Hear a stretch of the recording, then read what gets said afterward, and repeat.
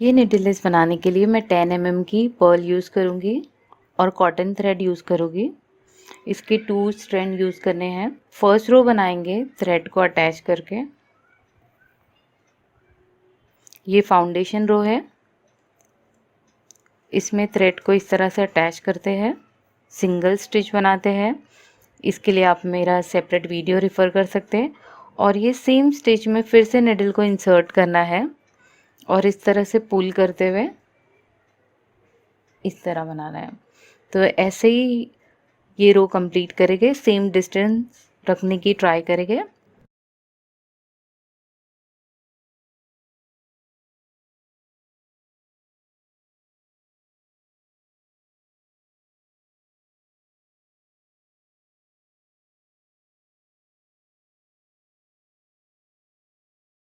तो इस तरह से रो 1 कंप्लीट करें, फिर सेकेंड रो बनाएंगे। सेकेंड रो बनाना है तो ये जो फर्स्ट पेज है स्टार्टिंग की, यहाँ पर थ्रेड अटैच करेंगे।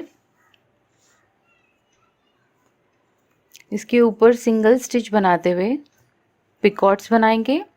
3 to 4 टाइम्स बना सकते हैं या 5 टाइम्स, आप डिसाइड कर सकते हैं कि आपको कितना गैप रखना है।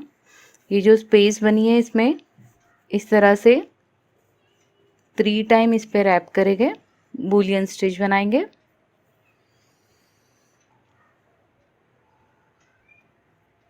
सेम स्पेस में निडल इंसर्ट करते हुए चेन स्टिच बनाते हुए इसके ऊपर लूप को लेकर आएंगे, अटैच थ्रेड को इस तरह से होल्ड करेंगे और ये पिकॉट बन गया।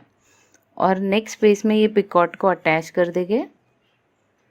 ऐसे ही कंटिन्यूसली जितना गैप रखना है पर्ल्स अटैच करने के बीच में, आप उतने पिकॉट्स बनाते जा सकते हैं।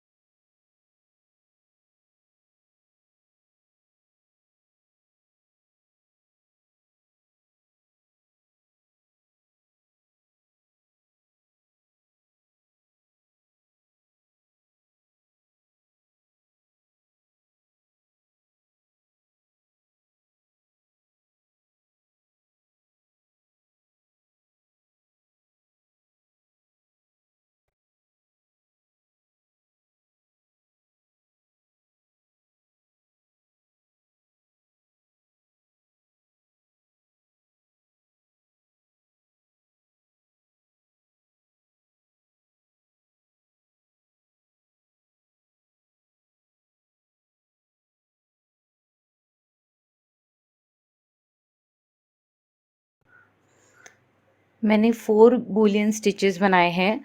अब इसे नेक्स्ट पेज में मैं अटैच कर दूंगी। अब पर्ल अटैच करनी है। अब बड़ी या स्मॉल कोई भी साइज़ की पर्ल यूज़ कर सकते हैं। इस तरह से 3 पर्ल्स मैंने इसमें अटैच कर दी।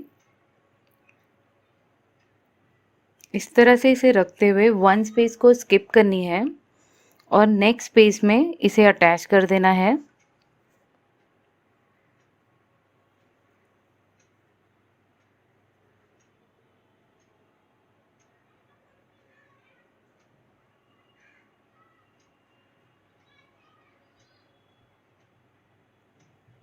यहाँ पर राइट साइड में इस तरह से पुल करते हुए अटैच करेंगे तो ये परफेक्टली अटैच हो जाएगी अपनी जगह पर।